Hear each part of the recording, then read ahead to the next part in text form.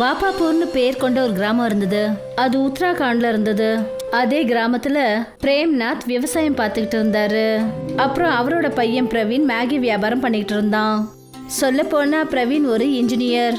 ஆனா ஒரு வேலை கிடைக்காத காரணத்தினால மேகி ஸ்டால் போட்டு மேகி விற்க ஆரம்பிச்சான். அப்புறம் எப்போவாவது விவசாயம் பண்ணும்போது அவங்க அப்பாவுக்கும் கொஞ்சம் உதவியா இருப்பான். நான் உன்கிட்ட முதல்ல சொன்னேன்ல, நீ படிக்க வேண்டான்னு. என்னோட எல்லா வயலையும் அடமானம் வச்சுட்டு தான் நான் உன்னை இன்ஜினியர் ஆக்கினேன். ஆனால் இப்போ உனக்கு வேலையும் கிடைக்க மாட்டேங்குது. நம்ம எப்படி நம்ம நிலங்களை எல்லாம் இப்போ மீட்கிறது? எனக்கு வேலை கிடைக்கலன்னா அதில் என்னோட தப்பு என்ன இருக்குன்னு சொல்லுங்கப்பா. நானும் வேலை கிடைக்க எவ்வளோ கஷ்டப்படுறேன்னு தெரியுமா? ஆனால் நீ இப்போ மேகி வித்துட்டு இருக்க. இதுக்கு பதிலாக நீ சிட்டியில் போய் ஏதாவது ஒரு கடையில் வேலை பார்த்தேன்னா குறைஞ்சபட்சம் உனக்கு நிறைய பணமாவது கிடைக்கும். நம்மளோட வியாபாரம் நம்ம இஷ்டப்படி நடக்கும்பா. நம்ம நினைக்கும் போது திறக்கலாம். யாரும் எதுவும் கேட்கவும் மாட்டாங்க, யாருக்கும் சொல்லவும் வேண்டாம். இதனால தான் நான் இப்போ இந்த சின்ன மேகி கடையை வச்சிட்டு இருக்கேன். பிரவீனும் அவனுடைய அப்பாவும் பேசிக்கிட்டு தான் இருந்தாங்க. அப்போ அந்த இடத்துக்கு அந்த கிராமத்தோட ஜமீன்தார் தன்னோட பையன் ரகுவை கூட்டிகிட்டு வந்தாரு. அப்புறம் அவர் சொன்னாரு, நான் உங்கள் 2 பேருக்கிட்டையும் தேவையில்லாமல் பேச விரும்பலை. எனக்கு என்னோட பணத்தை கொடுங்க. நான் இங்கேருந்து கிளம்பி போயிட்டே இருக்கேன். அது என்னன்னா ஜமீன்தார் ஐயா, எங்களால் பணத்தை இப்போ ரெடி பண்ண முடியலை. நாங்களும் பணத்தை ரெடி பண்ண எவ்வளவோ முயற்சி பண்ணிகிட்டு இருக்கோம்.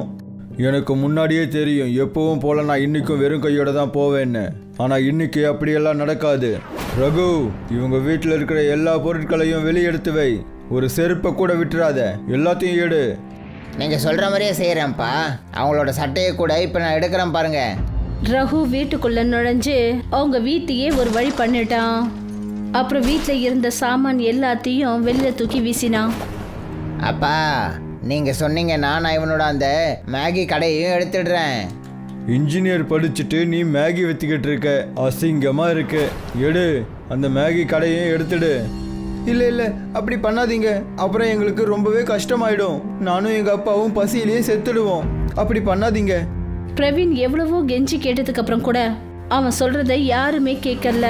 ஜமீன்தார் அவனோட மேகி வண்டி கடை, வீட்டில் இருந்த மொத்த சாமானையும் தூக்கிக்கிட்டு போயிட்டாரு.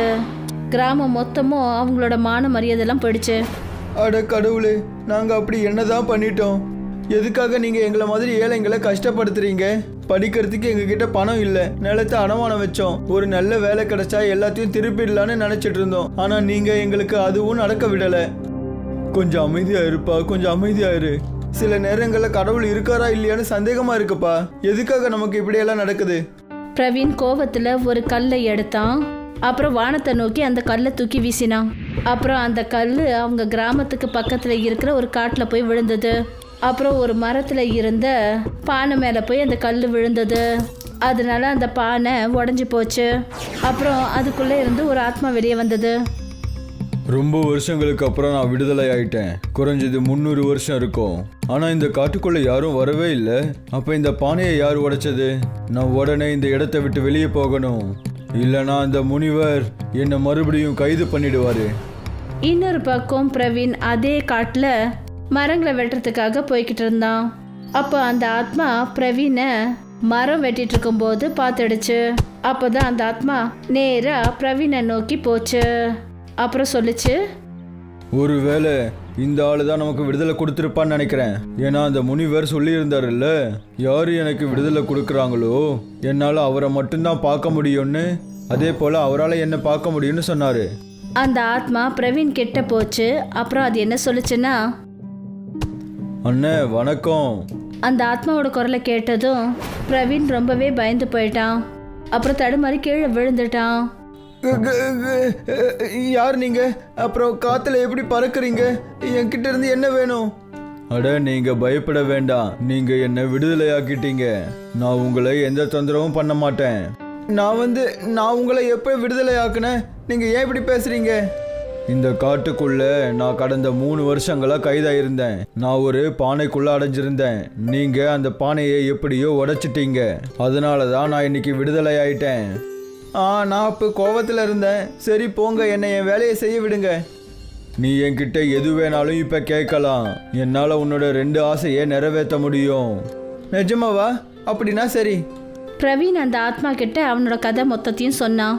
இன்ஜினியர்ல இருந்து ஜமீன்தார் அவங்களுக்கு பண்ண கொடுமைகள் வரைக்கும் சொன்னான். எல்லா உண்மைகளையும் கேட்டுட்டு அந்த ஆத்மா என்ன சொல்லுச்சுன்னா, நான் மனுஷனா இருந்த காலங்கள்ல இவ்வளோ கஷ்டமான நேரம் வந்ததில்லை உனக்கு இருக்கிற மாதிரி. நல்ல வேளை அந்த முனிவர் என்னை அப்பவே கைது பண்ணிட்டாரு, இல்லைன்னா உன்ன மாதிரி நிலைமை எனக்கு அப்பவே வந்திருக்கும். நீ முதல்ல இதுக்கு தீர்வை சொல்லு, எனக்காக நீ ஒன்றும் வருத்தப்பட வேண்டியதில்லை. சரி, அப்படின்னா கேளு, நான் உனக்கு ஒரு வரம் கொடுக்குறேன். இனிமே நீ என்ன ஒரு விவசாயம் பண்ணாலும் அது உனக்கு தேவையான பொருட்களை மட்டுமே கொடுக்கும். அப்படின்னா மேகி விவசாயமா? என்ன உளறிட்டு இருக்க? உனக்கு இது சந்தேகமா இருக்கா? அப்படின்னா ஒரு வேலை பண்ணு, உன்னோட நிலத்துல கல்லை விதைச்சு அதுல தண்ணியை ஊத்தி பாரேன். பிரவீன் சரியா அதே மாதிரி செஞ்சான். அந்த சமயமே பிரவீன் அந்த கல்லை மண்ணில் புதைச்சான். அப்புறம் அதில் தண்ணியை ஊற்றினான். அந்த இடத்துல ஒரு மரம் வளர்ந்தது. அதில் மேகி தொங்கிக்கிட்டு இருந்தது. அதை பார்த்துட்டு அவன் அதிர்ந்து போயிட்டான். என்ன, இது நிஜமாவே மேகி விவசாயமா? நான் தான் உன்கிட்ட சொன்னேன்ல.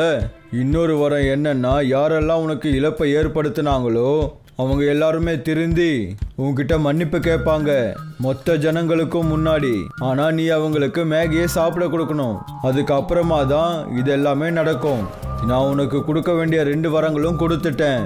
இப்ப நான் கிளம்புறேன். ரொம்ப நன்றி நண்பா, என்னை விடுதலையாக்குனதுக்கு. இப்படி சொல்லிட்டு அந்த ஆத்மா அங்கேருந்து பறந்துடுச்சு. அப்புறம் பிரவீனுக்கு 2 வரங்களை கொடுத்துட்டு போயிடுச்சு. அதுக்கப்புறம் பிரவீன் தான் கிட்ட இருந்த நிலத்தை வச்சு உழுக ஆரம்பிச்சான்.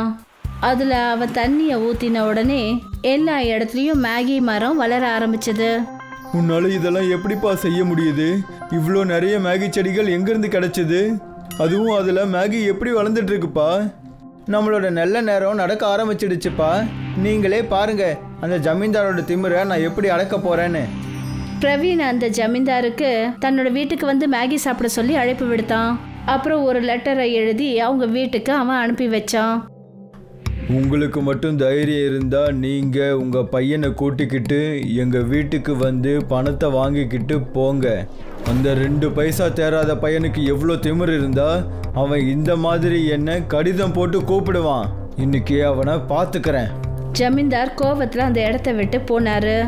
அவரு பிரவீன் அப்புறம் பிரேம்நாத்தோட வீட்டுக்கிட்ட போன உடனே அவருக்கு மேகியோட ரொம்ப அற்புதமான வாசனை வந்தது. என்ன ஒரு அருமையான வாசனை! இந்த பையன் செய்யற மேகியை எல்லாருமே சாப்பிட்டுட்டு இருக்காங்க. ஒரு தடவை நாமளுமே சாப்பிட்டு பார்ப்போம். மற்ற விஷயங்களை அப்புறமா பார்த்துக்கலாம்.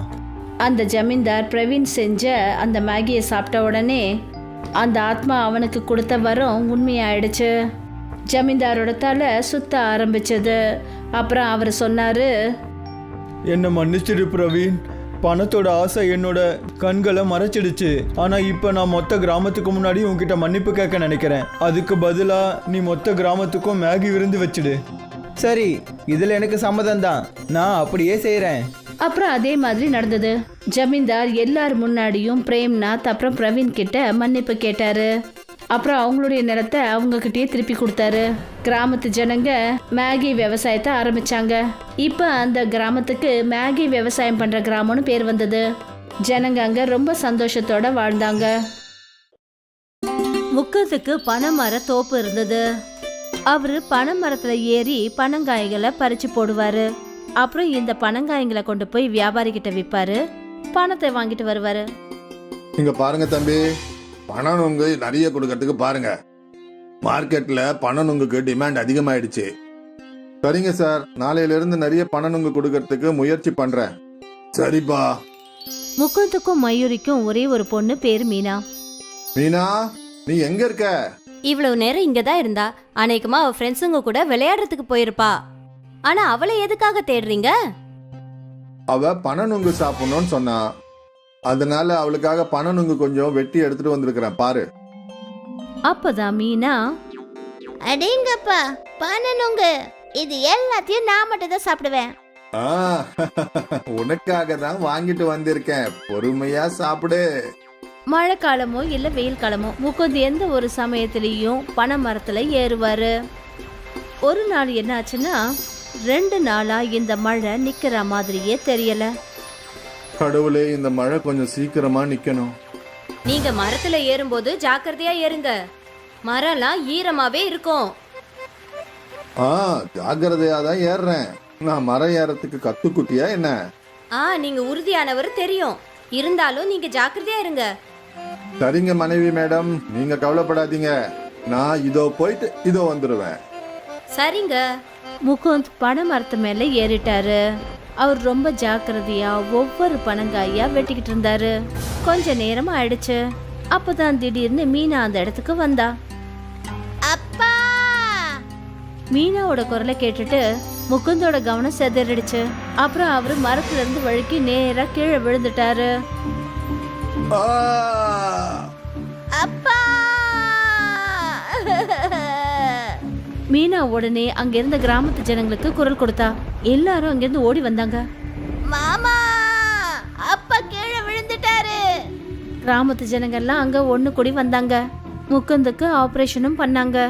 ஆனா அவரால் எப்பவுமே அவரோட காலில் நிக்கவே முடியாம போயிடுச்சு. இப்ப என்ன பண்றது? இனிமே என் குடும்பத்தை நான் எப்படி நடத்துவேன் தெரியலையே. நீங்க கவலைய விடுங்க, நிச்சயமா ஏதாவது பண்ணிக்கலாம். அந்த கடவுள் நமக்கு கஷ்டத்தை கொடுத்திருக்காருன்னா நிச்சயமா ஒரு நல்ல வழியையும் காட்டுவாரு. ஆனா எப்படி? நான் இப்ப ஊனமாயிட்டனே. இதுக்கு பதிலா அந்த கடவுள் என்ன கொன்னே இருக்கலாமே. அந்த மாதிரி எல்லாம் சொல்லாதீங்க. நீங்க தான் எங்களோட வாழ்க்கையே. முகுந்தும் மயூரியும் ரொம்ப வேதனையில இருந்தாங்க. இனிமே அவங்களோட எதிர்காலம் எப்படி இருக்குமோன்னு நினைச்சாங்க. கொஞ்ச நாளைக்கு அப்புறம் முகுந்த வீட்டுக்கு கூட்டிட்டு வந்தாங்க. முகுந்தும் மயூரியும் சேர்த்து வச்ச பணம் எல்லாமே முகுந்தோட ட்ரீட்மெண்ட்டுக்கே செலவாயிடுச்சு. நான் போய் எங்கேயாவது வேலை தேடுறேன். நீ வேலைக்கு போறியா? அப்ப வீட்டு வேலை எல்லாம் தனியா எப்படி பாத்துக்குவ? நான் ஏதாவது செய்யறேங்க. நிச்சயமா ஏதாவது ஒரு வேலை இருக்கும். இந்த நிலைமையில கூட என்னால செய்ய முடியும்.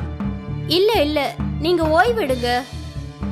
இல்ல மயூரி, நான் உனக்கு என்னைக்கும் சுமையா இருக்க மாட்டேன். இந்த நிலைமையில உங்களால என்ன செய்ய முடியும்? நிச்சயமா ஏதாவது இருக்கும். மறுநாள்ல இருந்து மயூரி வேலை தேடி அலைய ஆரம்பிச்சா. அவ நிறைய கடைகள் அப்புறம் கம்பெனி எல்லாம் ஏறி இறங்கிட்டா. ஆனா அவளுக்கு எங்கேயுமே ஒரு வேலை கூட கிடைக்கல. எனக்கு எந்த ஒரு வேலையும் கிடைக்கலங்க. பேசாம ஏதாவது தொழில் செய்யலான்னு யோசிக்கிறேன். ஆனா என்ன தொழிலு? நான் உனக்கு ஏதாவது உதவி பண்ண முடியுமா?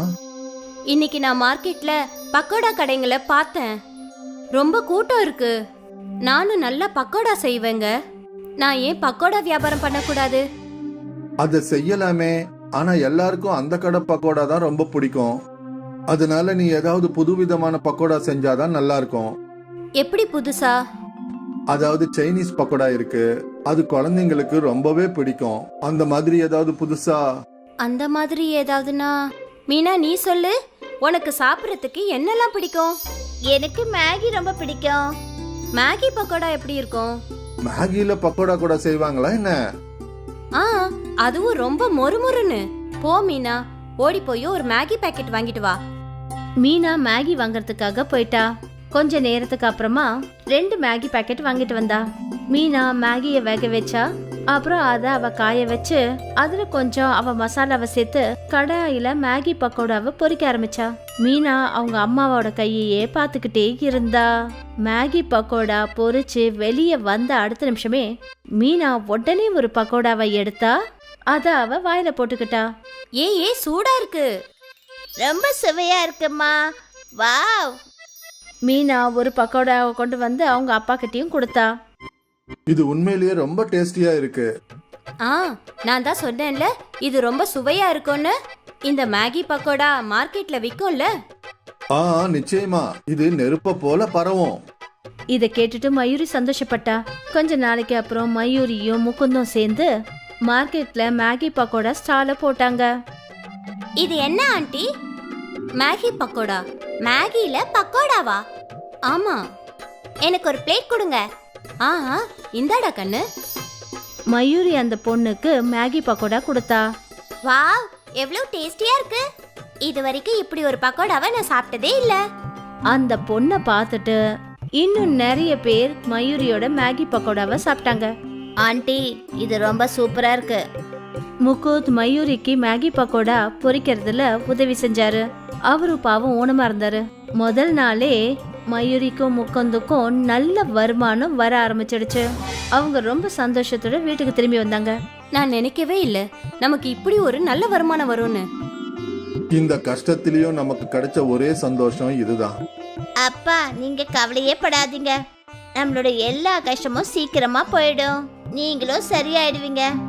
அவங்களோட மொத்த குடும்பத்துக்கும் ஒரு நம்பிக்கையான பிடிப்பு ஏற்பட்டது.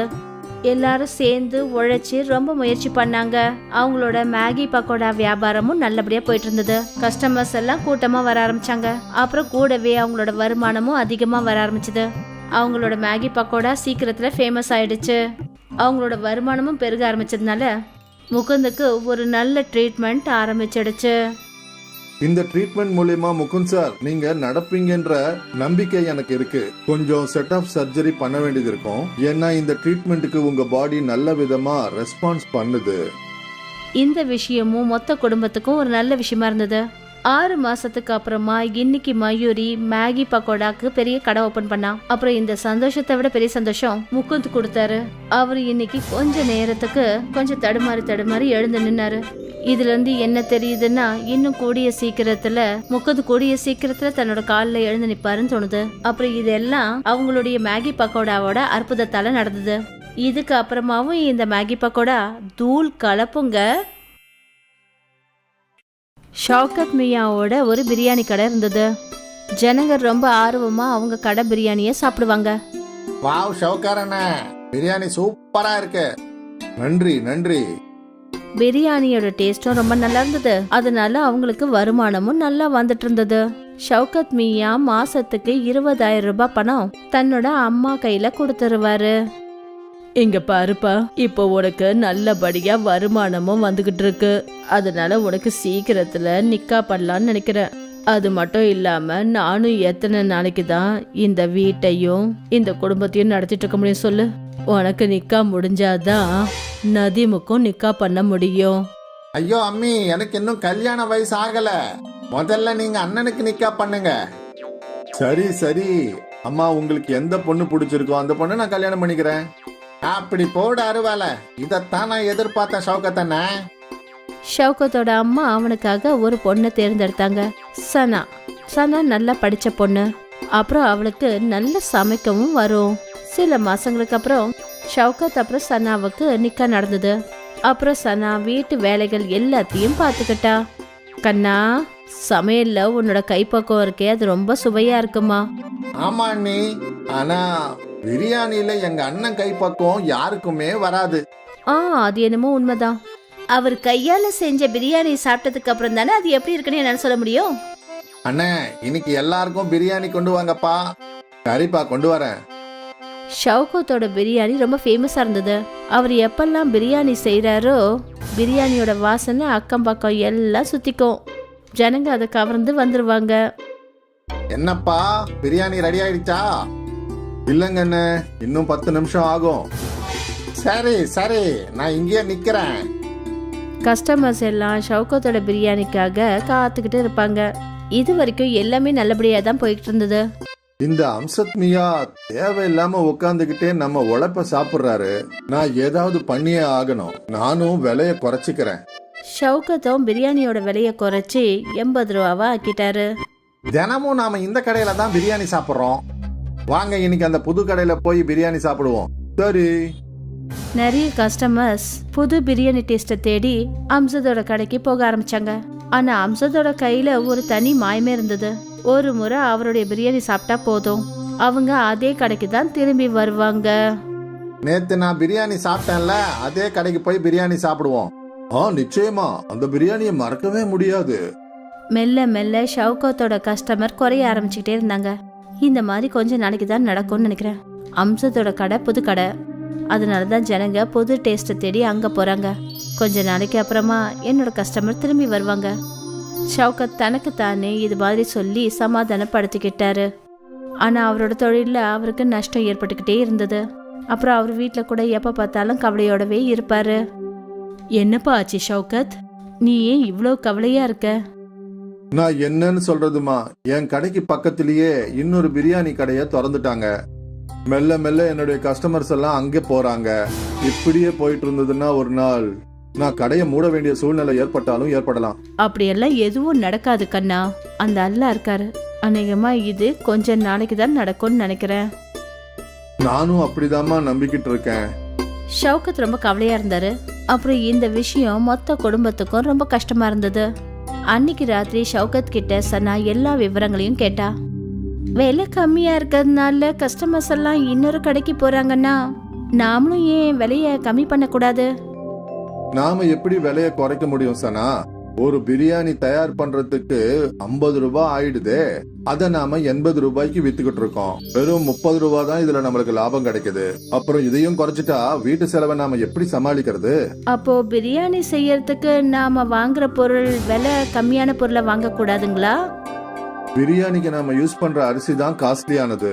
அதுவும் இல்லாம பாசுமதி அரிசி எப்படி கம்மியான விலைக்கு கிடைக்கும்? ம் அப்புறம் பாசுமதி அரிசிய நான் சாதா அரிசியா மாத்திரக்கூடாது இல்லையா? ஒருவேளை நம்ம பாஸ்மதி ரைஸ்க்கு பதிலா வேற ஏதாவது போட்டோம்னா? அப்படின்னா அதாவது மேகி மூலமா நிறைய வித்தியாசமான உணவுகளை செய்யலாம். அப்படி நாம மேகி பிரியாணி செஞ்சோம்னா நம்மளோட செலவும் ரொம்ப கம்மியாகும். மேகி பிரியாணியா? இத நான் முதல் தடவையா கேள்விப்படுறேன். இப்பெல்லாம் வித்தியாசமான பொருள் தான் விற்கப்படுது.